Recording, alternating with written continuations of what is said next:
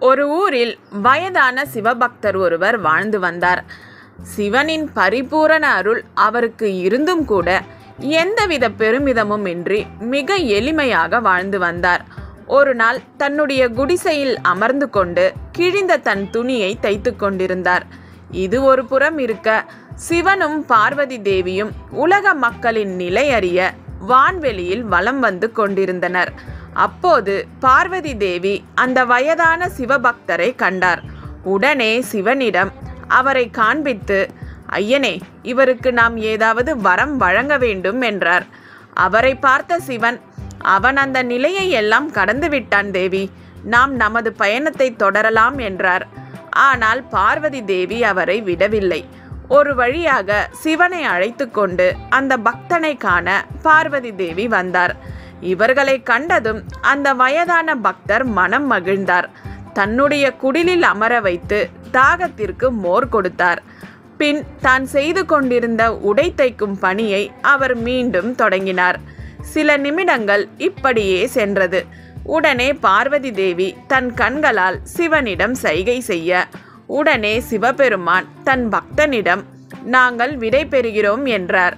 தங்களின் வருகை எனக்கு சந்தோஷத்தை தந்தது, மகிழ்ச்சியாய் நீங்கள் சென்று வாருங்கள் என்று கூறிவிட்டு மீண்டும் தன் பணியை அவர் தொடர்கிறார்.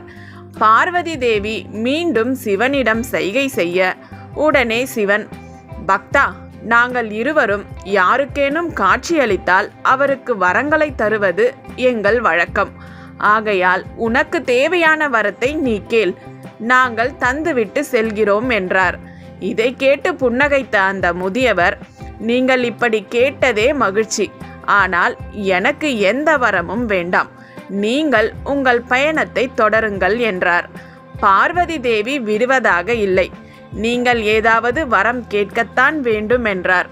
சரி, நீங்கள் இவ்வளவு வற்புறுத்துவதால் நான் ஒரு வரம் கேட்கிறேன் என்ற அந்த முதியவர், நான் இந்த உடையை தைக்கும் சமயத்தில் எப்போதும் ஊசியின் பின் நூல் வர வேண்டும் என்றார்.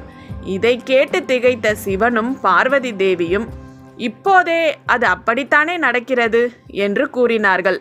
அதற்கு அந்த முனிவர், ஊசியில் நூல் கோர்த்து தைக்கும் போது ஊசிக்கு பின் நூல் செல்வது இயல்பான விடயமே. அதே போலதான் நான் செய்யும் செயல்கள் மூலம் எனக்கு வரவேண்டிய பலன்கள் தானாக வரும். நான் நல்லது செய்தால் நல்லது வரும், கெட்டது செய்தால் கெட்டது வரும். நான் நல்லதை மட்டுமே செய்கிறேன் என்று நம்புகிறேன். இதற்கிடையில் எனக்கு எதற்கு இந்த வரம் என்றார். இந்த விளக்கத்தை கேட்ட சிவனும் பார்வதி தேவியும் ஆடி போனார்கள். பிறகு புன்முறுவல் புரிந்தவாறு அங்கிருந்து சென்றனர்.